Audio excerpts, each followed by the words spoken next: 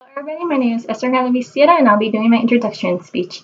I was originally born in Portsmouth, Virginia, but when I was about 7 years old, my family decided to move here to El Paso, Texas.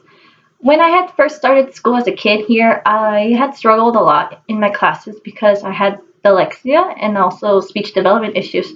So I wasn't really communicating with my teachers or actually anybody at all. The school decided to put me in additional classes that would actually help me in those two fields. I noticed great improvement over the next few years, but I still struggle from it time to time, even now as a college student. But I never regret taking those classes because it really did help me a lot and it made me who I am today. One of my personal interests that I really like is actually playing the viola. It's quite similar to a violin, but it's bigger in size and deeper in pitch. I find it an interesting instrument because without it, an orchestra can't be complete because without no violas, there would be no bass, no rhythm. Actually, everything would just be high pitch and awkward. Another interest that I really like is actually art. I love to paint or draw, even though I'm not good at it, but I still like to do it because it makes me happy and I like painting these ideas that I have in my head or doing this because I want to draw it because I think it looks pretty, but it's something that I really like to do for my free time. I had, after high school, I graduated recently in 2017. I started at NMSU and I actually regret starting at NMSU because I wasn't ready for a huge difference. And also it was like it was actually quite expensive to start there.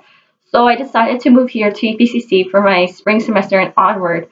It's a huge difference compared to a university, but I really like EPCC because it's more closer to home and I have more time than I actually could have than compared over there to NMSU.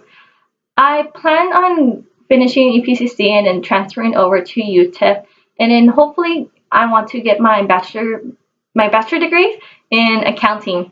I have always wanted to become an accountant because when I was little, I was really good at math. Even now, I'm good in math.